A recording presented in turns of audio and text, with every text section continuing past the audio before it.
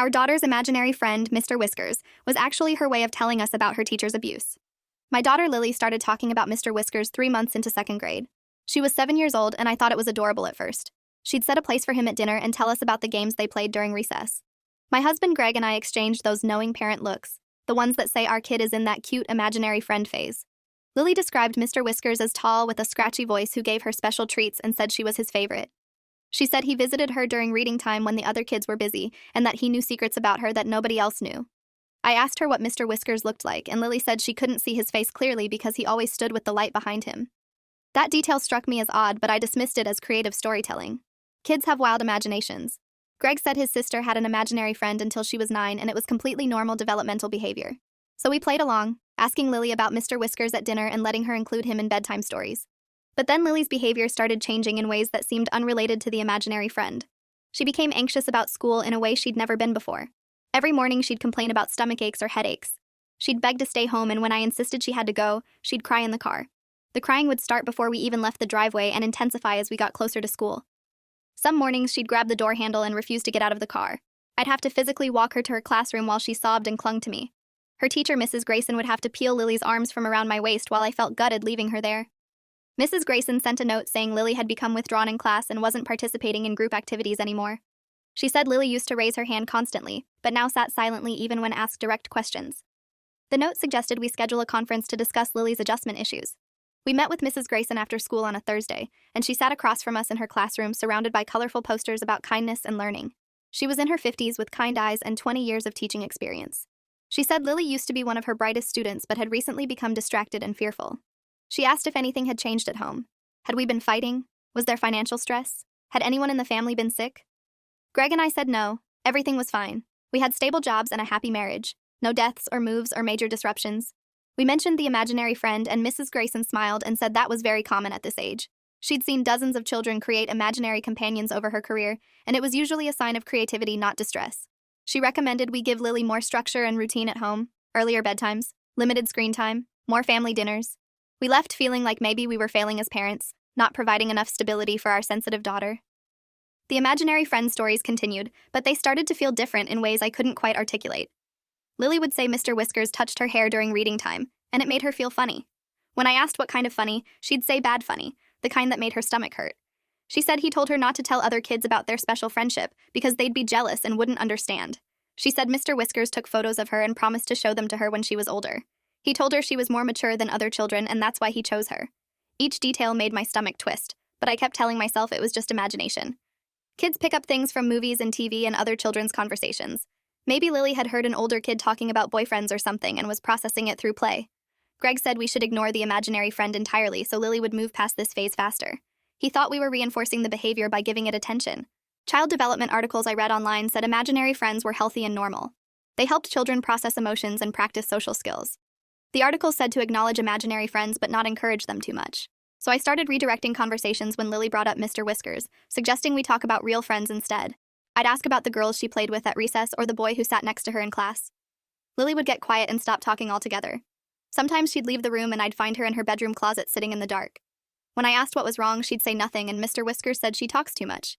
I thought I was handling it correctly by not feeding into the fantasy. Really, I was shutting down her attempts to communicate something she didn't have words for. Every time I redirected, I was telling her that I didn't want to hear what she was trying to say. One evening, Lily drew a picture of Mr. Whiskers during homework time. She'd been assigned to draw her family doing a favorite activity. Instead of drawing me and Greg and her, she drew herself with a tall brown figure looming over her. She used brown and black crayons to create a figure that was distinctly adult-sized with a round belly and glasses. She drew his hand touching her shoulder and tears streaming down her face. The tears were bright blue and took up half the page. When I asked why she was crying in the picture, Lily said Mr. Whiskers makes her do things she doesn't want to do during their special time together. My hands started shaking as I held the drawing. I asked what kind of things, and Lily looked down at the table and whispered that she wasn't supposed to tell. Her voice was barely audible and her whole body was tense. I knelt beside her chair and said she could tell me anything, that she wouldn't get in trouble no matter what. I promised that nothing bad would happen if she told me the truth. Lily's eyes filled with tears, and she said Mr. Whiskers told her that if she talked about their games, something bad would happen to Mommy and Daddy. He said he'd know if she told because he knows everything that happens in the school. He said bad things happen to people who break promises. That's when I knew with absolute certainty that this wasn't an imaginary friend. This was something real and terrifying. Some adult had threatened my 7-year-old daughter into silence, and she'd created an imaginary friend as a safe way to talk about what was happening. I felt like I'd been punched in the chest. I couldn't breathe properly.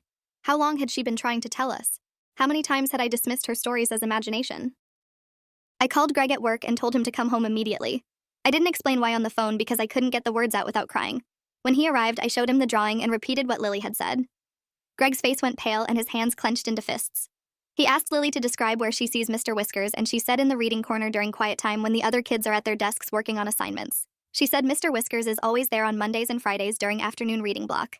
Those were the days Mrs. Grayson did small group reading instruction while the rest of the class did independent work. I asked if Mr. Whiskers was a real person, and Lily nodded slowly, like she was afraid of confirming it. I asked if Mr. Whiskers was someone at school, and she nodded again. My heart was pounding so hard I could hear it in my ears. I asked if Mr. Whiskers was Mrs. Grayson, and Lily shook her head vigorously. She said no, Mr. Whiskers wasn't Mrs. Grayson. Mrs. Grayson didn't know about the games. I asked if it was someone else who works at school, and Lily started crying harder. She said she couldn't talk about it or Mr. Whiskers would know and he'd hurt us. She said he told her he has cameras everywhere and can see everything. He told her he'd make Mommy and Daddy disappear if she ever told their secret. Greg and I exchanged horrified looks. Someone at the school had been grooming our daughter and threatening her to maintain silence. Someone had convinced a 7-year-old that he had godlike power to watch and punish. The manipulation was sophisticated and calculated. This wasn't some spontaneous incident. This was predatory behavior by someone who'd done this before. Greg and I spent that night after Lily went to bed trying to figure out who Mr. Whiskers could be. We made a list of every adult at the school. Teachers, administrators, custodians, cafeteria workers, librarians, teaching assistants, security guards, volunteers. The school directory showed 42 staff members plus regular volunteers and substitute teachers. Any one of them could be Mr. Whiskers. I wanted to call the police immediately, but Greg said we needed more information first. He said if we called without knowing who we were accusing, the school might close ranks and protect their staff. He'd heard stories about institutions prioritizing reputation over victim safety. He said we needed to be strategic and gather evidence so we couldn't be dismissed or stonewalled. I argued that waiting put Lily at risk, but Greg said she was already at risk and had been for months. One more day of investigation wouldn't change that. He said we'd keep her home while we figured this out. The next morning, I called school and said Lily had a fever. I spent the day calling other parents from her class. I started with the moms I knew best from pickup line conversations.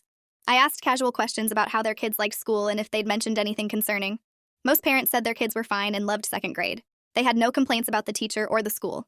But when I talked to Diane Foster, whose daughter Chloe was in Lily's class, something shifted in the conversation. I mentioned that Lily had been anxious lately and having trouble sleeping. Diane's voice got quiet. She asked if Lily had been refusing to go to school on certain days. I said yes, especially Mondays and Fridays. There was a long silence on the phone. Then Diane said Chloe had been having nightmares and refusing to go to school on exactly those same days. Always Mondays and Fridays, never the other days of the week.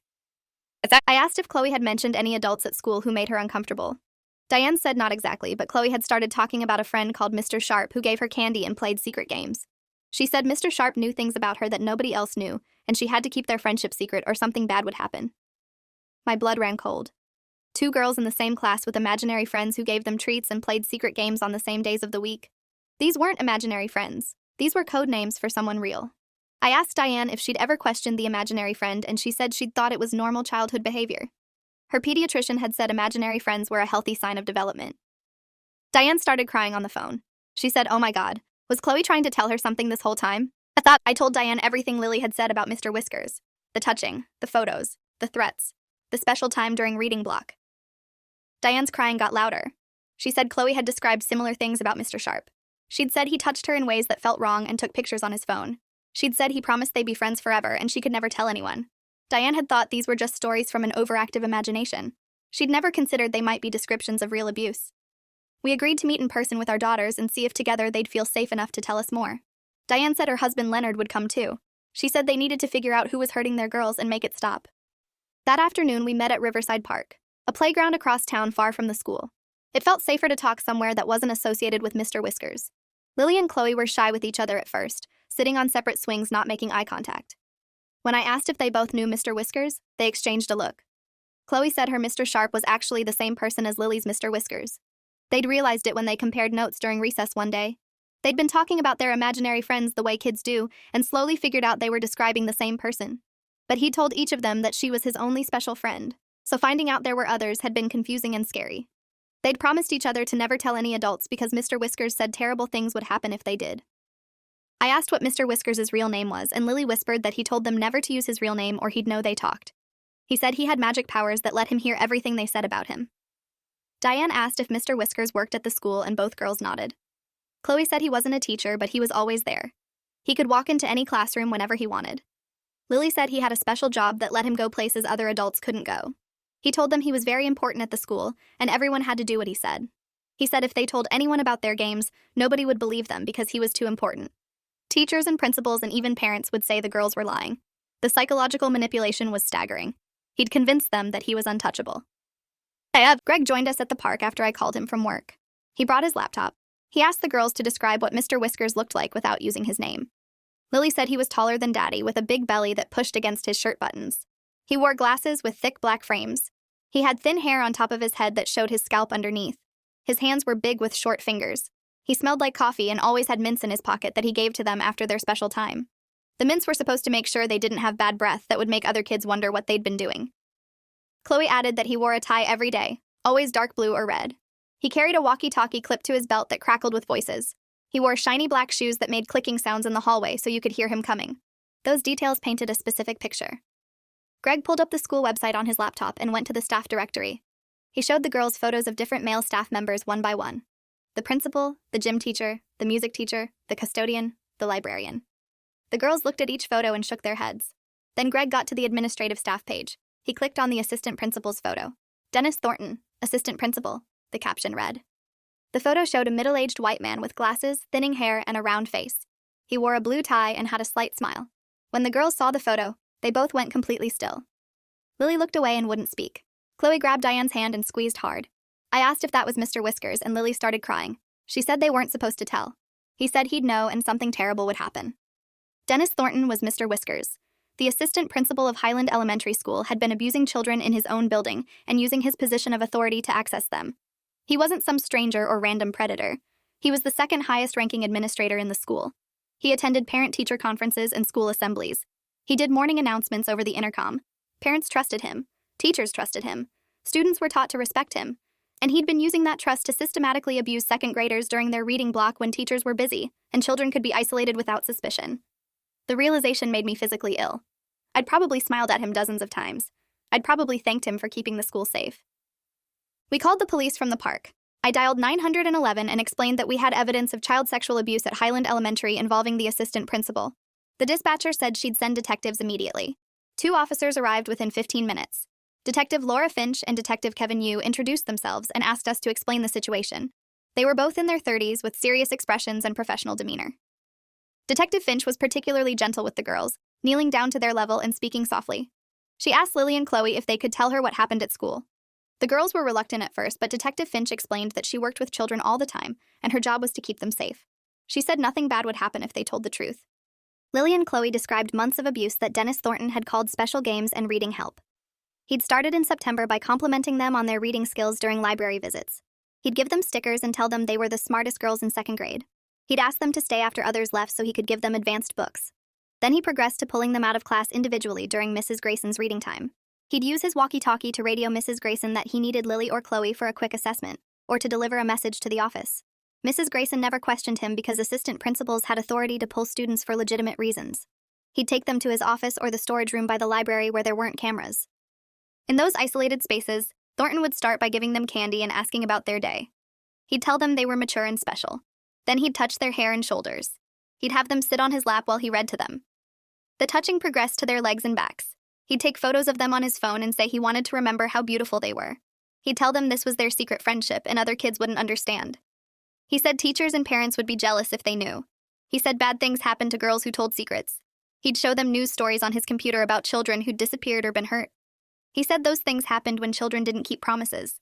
The combination of treats, attention, threats, and manipulation had created a perfect trap. The girls felt special and terrified at the same time. Detective Finch's expression was grim as she took notes. She asked specific questions about dates and times. She asked what Thornton had been wearing on certain days and what he'd said verbatim. She documented every detail with meticulous care. Detective Yu photographed the drawings Lily had made of Mr. Whiskers. He asked if there were other children who might have experienced similar things. Chloe said she thought maybe Aisha, who sat near her in class. Aisha had started acting scared around the same time and had mentioned a pretend friend called the captain who gave her special jobs. Lily said there might be others, but she wasn't sure because Thornton told each girl she was the only one. He said if they ever found out he had other special friends, he'd stop being their friend and something bad would happen to their families. Detective Finch said we'd done the right thing by calling and that they'd handle the investigation carefully.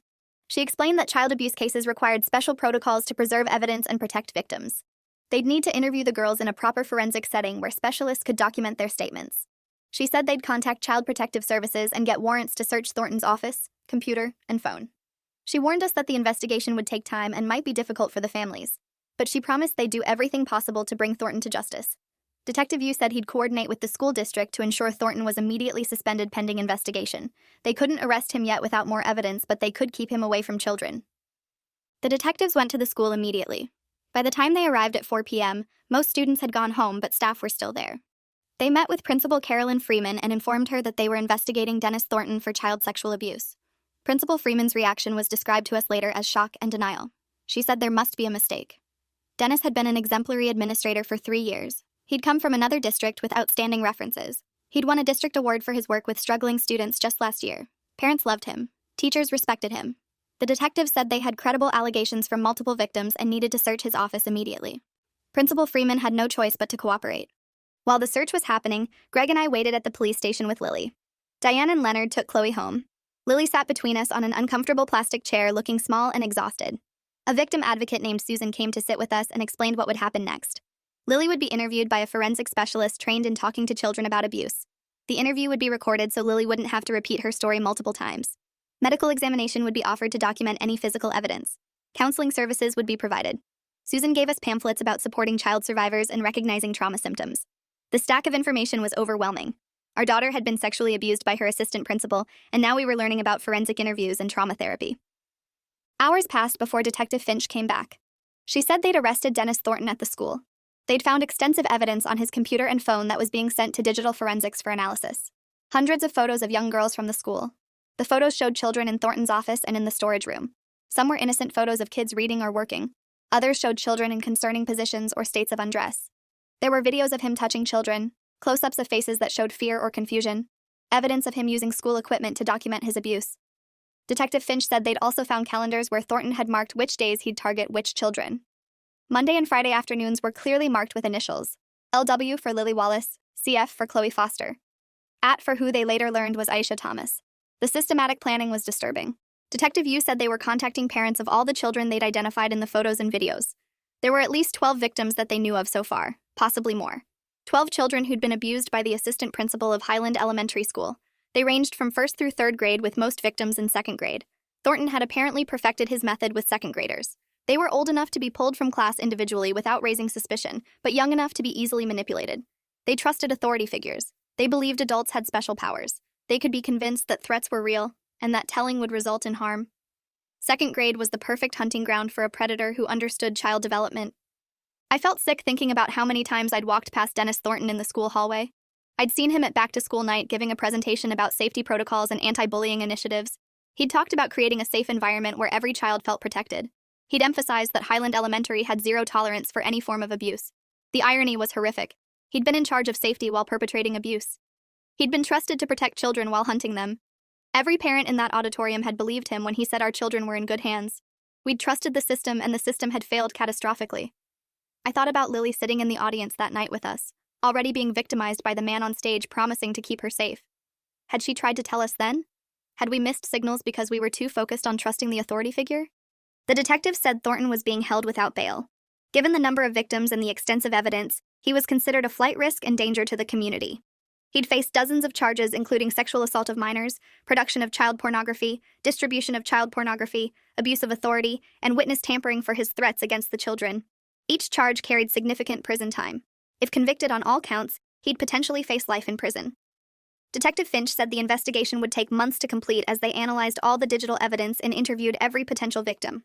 She warned us that the process would be difficult but necessary to build an airtight case. We took Lily home that night, and I didn't know how to comfort her. She'd been carrying this trauma for months, trying to tell us through her imaginary friend while we dismissed it as normal childhood behavior. I held her while she cried and apologized for not understanding sooner. Lily said it wasn't my fault. Mr. Whiskers told her mommy and daddy wouldn't believe her if she told directly. He said parents always believed important adults like assistant principals over children. He said she had to keep it secret or I'd get hurt. She'd been trying to protect me by using the code of an imaginary friend. My 7-year-old daughter had been more clever and brave than I'd been perceptive. The guilt was crushing. The school district put out a statement the next day announcing Thornton's arrest and promising full cooperation with the investigation. The statement was carefully worded by lawyers to minimize liability. It said the district took allegations seriously and was committed to student safety. It said Thornton had been immediately placed on unpaid leave pending investigation. It didn't acknowledge that abuse had been happening under their watch for years. It didn't explain how an assistant principal had unsupervised access to children. It didn't address systemic failures that allowed this to happen. The statement felt more like damage control than genuine accountability. Parents were outraged that such an anodyne response was issued when a school administrator had sexually abused at least 12 children. The parent community erupted. Facebook groups filled with angry comments. Parents demanded to know how this happened. How could an assistant principal abuse children for years without anyone noticing? Why weren't there better safeguards? Where was the supervision? The superintendent held an emergency meeting at the school auditorium that Thursday evening. Over 500 parents packed the room, many standing because there weren't enough seats. The energy was angry and frightened. Superintendent Barbara Henley stood at the podium flanked by district lawyers and tried to calm the crowd. She said the district had followed all proper hiring protocols. Dennis Thornton had passed extensive background checks. He'd provided references from 2 previous districts where he'd worked without incident. He'd completed all required training, including child safety and mandatory reporting. His personnel file showed no complaints or concerns. Parents weren't satisfied with those answers. A father stood up and shouted that background checks obviously weren't enough if they missed a predator. A mother asked why Thornton had been able to pull children from class without anyone questioning it. Another parent demanded to know if there were security cameras in the areas where abuse occurred. Henley admitted that not all areas of the school had camera coverage. The storage room by the library where some abuse occurred had no cameras. Thornton's office had a camera in the hallway outside but not inside the room itself. Budget constraints had limited the camera system installation. Parents were furious. How could student safety be subject to budget constraints? One mother stood up and said her daughter had told her about an imaginary friend months ago and she'd dismissed it. Now she knew her daughter was trying to communicate abuse. She asked if the district would have done anything, even if she'd reported concerns about the imaginary friend. Superintendent Henley had no good answers. She'd been in her position for 8 years, and this was the worst crisis of her tenure. She promised to review all safety protocols and implement additional training for staff on recognizing signs of abuse. She said the district would hire an independent consultant to audit procedures. She offered counseling services for all students and families, but nothing she said addressed the fundamental failure. A predator had been placed in a position of authority and given access to vulnerable children with minimal oversight. The system had trusted institutional safeguards instead of listening to children. Even when kids tried to communicate through behavior changes and imaginary friends, adults dismissed them. The failure was complete and systemic. Mrs. Grayson came to our house that weekend to apologize. She arrived on Saturday afternoon looking like she hadn't slept. Her eyes were red and her hands shook as she held a box of cookies she'd brought. She was devastated that abuse had happened in her classroom without her knowledge. She'd trusted Thornton completely when he radioed to pull students for assessments or messages. She'd never questioned his authority. She'd never wondered why it was always during reading group time when she was busy with other students. She'd never noticed that the same children were pulled repeatedly. Thornton had exploited her trust and her classroom routines to create opportunities for abuse. He'd studied her schedule and knew exactly when she'd be distracted with small group instruction. He'd known she wouldn't interrupt her teaching to question why he needed a student. He'd weaponized her dedication to teaching against her students' safety. Mrs. Grayson said she'd been reviewing every interaction she'd had with Thornton over the past 3 years, looking for signs she missed. She said there had been moments when something felt slightly off, but she'd dismissed her instincts, like the time she'd walked past his office and heard a child crying. When she'd asked Thornton about it later, he'd said the student was upset about a behavioral issue and he was counseling her. Mrs. Grayson hadn't questioned it because that was part of his job. Or the time she'd noticed Lily seemed anxious when Thornton came to her classroom. Mrs. Grayson had thought Lily was shy around administrators. She'd never considered that Lily was afraid of him. All the small moments that might have been warning signs had been explained away because Thornton was trusted and skilled at manipulation. I wanted to be angry at Mrs. Grayson, but I saw she was blaming herself enough for both of us. She'd been manipulated by a predator who'd had years of practice at deception. Thornton had specifically chosen a teaching career to access children. He'd cultivated a reputation as caring and dedicated. He'd learned exactly how to exploit systems and people. Mrs. Grayson wasn't the villain here. She was another victim of Thornton's systematic exploitation.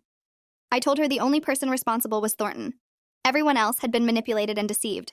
She started crying and said she'd never forgive herself for not protecting her students. She said she'd been teaching for 20 years and always believed she'd know if something was wrong in her classroom. She'd failed the most basic responsibility of a teacher, keeping children safe. Mrs. Grayson asked if she could talk to Lily and apologize directly. I asked Lily if she wanted that, and she said yes. Lily had been worried that Mrs. Grayson would be mad at her for getting Mr. Thornton in trouble. She didn't fully understand that adults had failed her, not the other way around. Mrs. Grayson sat on our couch with tears streaming down her face and told Lily she was sorry for not protecting her. She said Lily had tried to tell people through Mr. Whiskers and she hadn't understood. She said she should have noticed something was wrong. She should have asked more questions. She should have listened better when Lily's behavior changed. Lily said it was okay because Mr. Whiskers was gone now and couldn't hurt anyone anymore. The forgiveness in a 7-year-old's voice made Mrs. Grayson cry harder. Mrs. Grayson asked if Lily wanted to come back to her class when she was ready. Lily said maybe, but not yet. She was scared of the school now. Everything there reminded her of Mr. Whiskers. The hallways where she'd walk past his office, the library where he'd take her to the storage room, the classroom reading corner where she'd wait anxiously during reading block wondering if today was a Mr. Whiskers day. The entire building felt contaminated by his presence. Mrs. Grayson understood and said whenever Lily was ready, her classroom would be a safe space. She also said she'd completed additional training on recognizing signs of abuse and trauma responses in children. She'd learned that imaginary friends can be coded communication when children feel unsafe. She'd learned that behavioral changes should be questioned more deeply. She'd learned that predators are often people in positions of trust. She said she'd never let something like this happen again in her classroom. I appreciated her commitment, but I knew our trust in that school was permanently broken. The forensic interview happened the following week at a child advocacy center designed to be comfortable for young victims. Lily sat in a room with soft chairs and toys while a specialist named Dr. Patricia Wong asked her questions. The interview was recorded so Lily wouldn't have to repeat her story multiple times to different investigators. Dr. Wong was trained in techniques that allowed children to describe abuse without leading questions or suggestions. She asked Lily to explain what happened at school using her own words. She asked about Dennis Thornton without prompting about specific acts. She let Lily control the pace and detail level. The interview took 2 hours. Greg and I watched from another room on a video feed. Hearing Lily describe the abuse in clinical detail was the hardest thing I'd ever experienced. Every sentence broke another piece of my heart. Lily explained that Mr. Thornton had started being extra nice to her in September. He'd compliment her reading and give her stickers. Then he started asking her to come to his office during reading time. At first, it was to give her harder books because she was smart.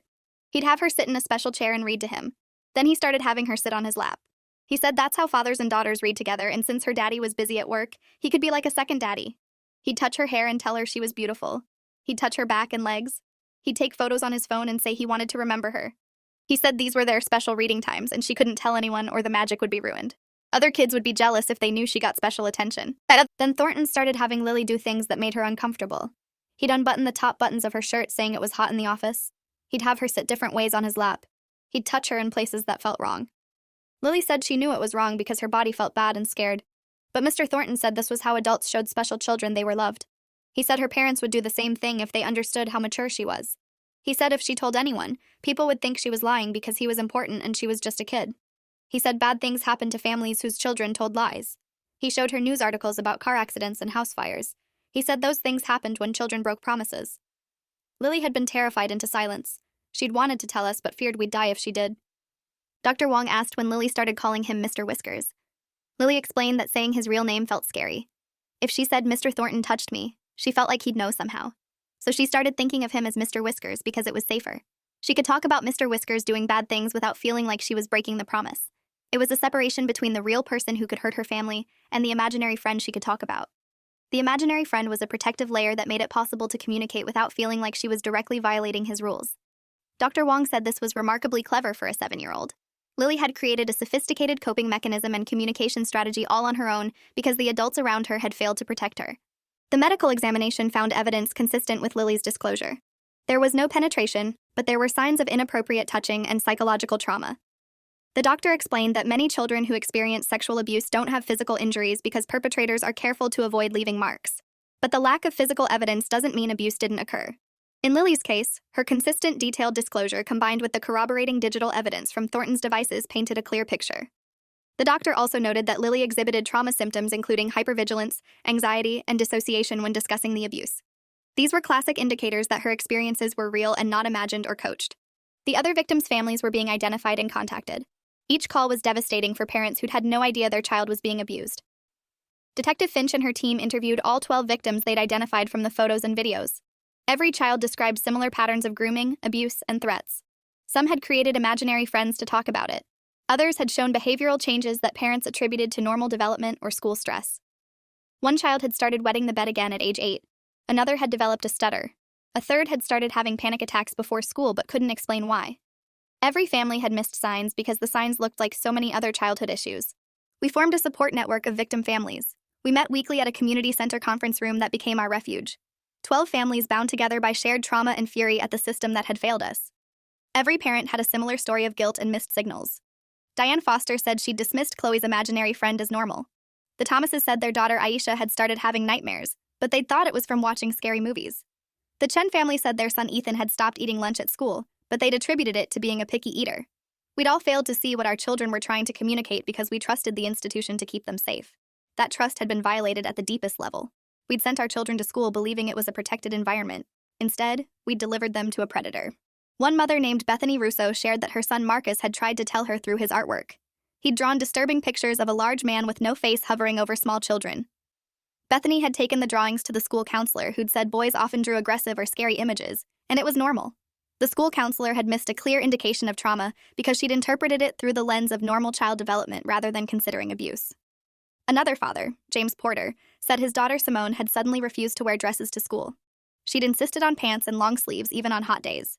James had thought it was a fashion preference. He later learned Simone was trying to cover her body because Thornton had told her that dresses made it easier for him to touch her during their special time. She'd been trying to protect herself through clothing choices because no adult was protecting her. The patterns across all 12 families were chilling. Thornton had been incredibly methodical. He'd selected victims based on family situations that made them vulnerable.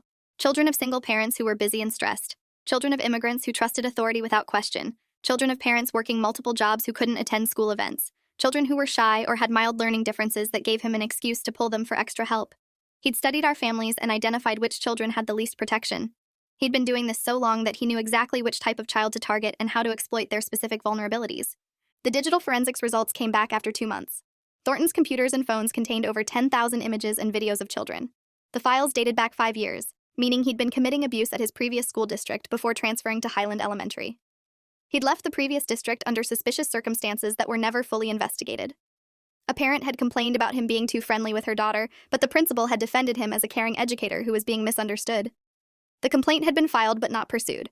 Thornton had been allowed to resign quietly and move to a new district with a clean record. The previous district had prioritized reputation over child safety and passed their predator problem to us. The forensic specialists found evidence that Thornton had been trading child pornography online with other predators. He was part of a network that shared images and strategies for accessing children. He'd contributed his own photos to the network and received images from others. The trading increased his charges to include distribution of child pornography across state lines, making it a federal case in addition to state charges. FBI agents joined the investigation and began tracking the network to identify other predators. Thornton's arrest was just the beginning of a much larger operation that would eventually lead to arrests in 6 states. Thornton's lawyer tried to negotiate a plea deal. The evidence was overwhelming, and going to trial would mean public testimony from 12 children describing their abuse in detail. The prosecutor, Assistant District Attorney Michelle Ferraro, called each victim family to discuss whether we wanted to accept a plea or go to trial. She explained that a plea deal would spare our children from testifying, but might result in a shorter sentence. A trial would be traumatic for the children, but could result in a longer sentence if we won. She said the decision was ultimately ours because we were the ones who had to live with the consequences. Our support group debated for weeks. Some parents wanted the maximum sentence and were willing to put their children through trial testimony to get it. Others felt their children had suffered enough and wanted to avoid additional trauma. We decided to let our children decide if they were old enough to understand. Lily said she wanted to testify. She said she wanted the judge to hear what Mr. Whiskers did so he'd go to prison forever. Chloe said the same thing. 7 of the 12 children said they wanted to testify. The other 5 were too young or too traumatized to participate. Their parents asked for video of their forensic interviews to be used as testimony instead. ADA Ferraro said she'd reject any plea deal and take the case to trial. She said these children deserved justice and she'd fight for the maximum sentence. The trial began 9 months after Thornton's arrest. The prosecution had overwhelming evidence, but trials with child victims are always risky. Defense attorneys attack the children's credibility. They suggest false memories or coaching by parents. They argue that normal affection was misinterpreted. They paint predators as misunderstood men who love children in an innocent way. Thornton's attorney, a sleazy defense lawyer named Gerald Novak, tried all these tactics. He argued that Thornton was a dedicated educator who'd been accused by overprotective parents who'd misinterpreted his kindness. He suggested the children's imaginary friends showed they had active imaginations that had created false stories. He said the photos on Thornton's computer were innocent documentation of struggling students getting extra help. ADA Ferraro destroyed those arguments systematically. She presented digital forensics showing that Thornton had edited and categorized the images as pornographic material. She showed messages where he'd traded photos with other predators and explicitly described the abuse. She presented expert testimony about how predators groom children and how victims often communicate through indirect means like imaginary friends. She called Dr. Wong, who explained that children rarely fabricate abuse allegations, and that the consistent detailed disclosures from 12 independent children proved the abuse was real. She called teachers who testified about the children's behavioral changes. She called parents who described their children's suffering. Then she called the child victims. Lily was the first to testify. She was 8 years old now and had to sit in an oversized witness chair that made her look tiny. The judge had allowed a therapy dog to sit with her, and she held the dog's fur while she spoke. Ada Ferraro asked her to describe what happened at school. Lily explained about Mr. Whiskers and the games during reading time. She described the touching and the photos and the threats. She said Mr. Thornton told her she was special, but she'd felt scared and bad. She said she'd tried to tell her parents through her imaginary friend because she couldn't say the words directly. The courtroom was silent except for Lily's quiet voice. Several jurors were crying. Gerald Novak tried to cross-examine Lily gently because aggressive questioning of an 8-year-old would destroy his case with the jury. He asked if her parents had told her what to say. Lily said no. He asked if she might have imagined some things that didn't really happen. Lily said no, Mr. Whiskers was real and he hurt her. He asked why she called him Mr. Whiskers instead of using his name. Lily said because saying his real name made her feel like he could hear her and hurt her family. She said Mr. Whiskers was a safer name that let her talk about bad things without feeling like she was breaking promises. Novak had no effective response. How do you attack an 8-year-old explaining her trauma coping mechanism? The other victims testified over 3 days. Each child described similar patterns of grooming, abuse, and threats. Thornton had used almost identical methods with each victim. He'd started with compliments and treats, progressed to isolation and inappropriate touching, escalated to photography and explicit abuse, maintained control through threats and manipulation. The consistency across all 12 children's testimonies demolished any suggestion that the allegations were fabricated or misunderstood. These children didn't know each other well enough to coordinate stories. They lived in different neighborhoods and had different parents and different family situations. Yet they all described the same perpetrator using the same methods. Expert witnesses explained how child predators operate and how Thornton's behavior matched established patterns perfectly. A forensic psychologist testified that children often communicate abuse through play, art, behavioral changes, and imaginary friends because they don't have the vocabulary or emotional capacity to disclose directly. She explained that Lily's Mr. Whiskers was a textbook example of trauma communication that adults had failed to recognize. She said imaginary friends and children over age 6 should be questioned more deeply, especially if the imaginary friend does things that frighten the child or require secrecy. Those are red flags that the imaginary friend might represent a real person causing harm. Another expert, a former FBI agent who'd worked in child exploitation cases, testified about Thornton's online activities. He'd been part of a pedophile network that shared images and strategies for abusing children without getting caught. The network taught members how to gain employment in schools and childcare, how to identify vulnerable children, how to isolate them without raising suspicion, how to groom them into silence, how to document abuse without leaving evidence that investigators could find.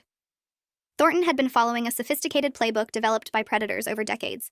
He wasn't an isolated offender. He was part of an organized network dedicated to sexually exploiting children. The prosecution rested after 2 weeks of testimony. Gerald Novak called character witnesses who testified that Thornton had been a respected educator for 20 years. Colleagues from previous schools said he'd been dedicated and caring. Parents from his previous district said their children had loved him. But Ada Ferraro cross-examined each witness about whether they'd known about Thornton's online activities or his documented abuse. None had. They'd seen the mask Thornton presented to the world, not the predator behind it. Character testimony from people who'd been deceived wasn't a defense against overwhelming physical evidence and victim testimony. Thornton chose not to testify, which was his right, but meant the jury never heard him deny the allegations directly. His attorney argued that Thornton was exercising his Fifth Amendment rights, but the jury could interpret the silence however they wanted. Closing arguments were powerful. Ada Ferraro stood before the jury and said 12 children had come forward to describe systematic abuse by a man in a position of trust. 12 families had been destroyed. Hundreds of photos documented his crimes. Evidence showed he'd been trading child pornography with other predators. She said Thornton had dedicated his career to accessing and abusing children. He'd perfected his methods over 20 years. He'd left victims at every school where he'd worked. She asked the jury to hold him accountable for every crime he'd committed. Gerald Novak tried to argue reasonable doubt but had nothing concrete to offer. He suggested that children might be confused or parents might be overreacting. But he couldn't explain the photos. He couldn't explain the online trading. He couldn't explain why 12 children who barely knew each other described identical patterns of abuse. He couldn't explain Thornton's detailed calendars marking which children to target on which days. The evidence was overwhelming and the defense had no answer for it. The jury deliberated for 6 hours before returning guilty verdicts on all 63 counts. Child sexual abuse for each victim, production of child pornography for each photo session, distribution of child pornography for the online trading, exploitation of minors, abuse of authority. Each count carried its own sentence and collectively represented multiple lifetimes in prison. Thornton showed no emotion as the verdicts were read. He sat perfectly still at the defense table, his face blank. No remorse, no shock, nothing. It was the same dead expression he'd probably had while abusing children. The jury foreman said they'd reached their decision quickly because the evidence was so clear. He said every juror had been disturbed by what they'd heard and seen. They'd wanted to send the strongest possible message that adults who abuse children deserve the harshest punishment. The judge thanked the jury for their service in a difficult case and scheduled sentencing for 2 weeks later. Sentencing day brought all 12 families back to court. The courtroom was packed with families, media, and community members. The judge allowed victim impact statements, and we'd all prepared written testimony. Each parent spoke about how Thornton's abuse had devastated our family. I talked about Lily's imaginary friend and how she'd tried so hard to communicate what was happening while we'd dismissed it as fantasy. I said Dennis Thornton had hurt my daughter so badly that she'd created an entire fictional persona to ask for help. I said she'd been brave and creative and desperate. I said he'd stolen her innocence and sense of safety. I said no sentence could repair that damage, but I hoped he'd never have the opportunity to hurt another child. Diane Foster described Chloe's nightmares and anxiety. The Thomases talked about Aisha's trauma therapy and regression in development. The Russos explained how Marcus had stopped trusting any adults, including his parents. Each family had been damaged in different ways, but the common thread was destroyed trust and stolen childhood. The judge listened to over 3 hours of victim impact statements without interruption. When the last family finished, she looked at Thornton with undisguised contempt. She said she'd reviewed sentencing guidelines and pre-sentence reports. She said Thornton had shown no genuine remorse and had tried to blame the victims during trial through his attorney's tactics. She said his position of trust as an assistant principal made his crimes especially heinous. She said he'd systematically abused children for at least 5 years across 2 school districts and had traumatized dozens of families. The judge sentenced Thornton to 45 years in prison on the state charges with no possibility of parole for at least 30 years. She also noted that federal charges were pending for the interstate trafficking of child pornography, which could add additional decades. Given his age of 52, this was effectively a life sentence. He'd be in his 80s before parole consideration and nearly 100 before completing the sentence. She ordered him to register as a sex offender for life. She prohibited him from any contact with minors upon release.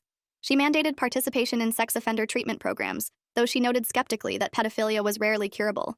She ordered him to pay restitution to all 12 families for therapy costs and damages, though she acknowledged he'd never have resources to pay more than a fraction. Thornton was asked if he had anything to say before being taken to prison. He stood and looked at the families in the gallery. For a moment, I thought he might apologize or show remorse. Instead, he said the justice system had failed him, and that he'd been railroaded by overzealous prosecutors and misguided children. He said history would vindicate him. The arrogance was breathtaking. Even convicted and facing life in prison, he maintained that he was the victim. The judge told him to sit down and said his statement demonstrated exactly why he deserved every day of his sentence. Guards led him away in handcuffs and shackles. He didn't look back at anyone, just walked out of the courtroom as if he'd been inconvenienced by a traffic ticket rather than sentenced to die in prison for destroying children's lives. The school district settled civil lawsuits with all 12 families within 6 months of Thornton's conviction. They admitted failure to properly supervise staff and implement adequate safeguards against predators. They agreed to policy changes, including mandatory 2-adult rules for any interaction with students, security cameras in all areas where children could be isolated, annual training for all staff on recognizing grooming behaviors and trauma responses, background checks every 2 years rather than just at hiring, a victim advocate position to ensure children's concerns were heard. The financial settlements provided funds for ongoing therapy and educational support for victims. My family received $850,000. It couldn't fix what happened, but it acknowledged institutional responsibility and ensured Lily would have resources for recovery. Several administrators lost their jobs, including Principal Freeman, who'd failed to question Thornton's access to children. The superintendent, Barbara Henley, announced her retirement under pressure from the school board. The previous district where Thornton had worked was also sued for failing to properly investigate the earlier complaint and allowing him to transfer with clean credentials. They settled quietly for undisclosed amounts. Our case became a national story featured in news investigations about how school predators operate and how institutions protect themselves at children's expense. Policy advocates used our story to push for mandatory abuse recognition training for all educators and stronger background check requirements. Lily is 11 now, 4 years after we realized Mr. Whiskers was real. She's been in trauma therapy weekly since the disclosure and still has anxiety around adults in authority positions. She can't be in closed rooms with adult men without panicking. She struggles with nightmares where Dennis Thornton returns to hurt her or her family. She has trust issues that affect friendships and school relationships. But she's also remarkably resilient. She's back in school at a different district where she feels safer. She's made friends and joined the art club where she draws constantly. Her therapist, Dr. Monica Freeman, says the drawing helps her process trauma in healthy ways. She creates stories about brave characters who fight monsters and protect others. It's her way of reclaiming power in a narrative where she'd been powerless. If you enjoyed this, you'll definitely want to see the next ones too. So subscribe now and let me know your take in the comments.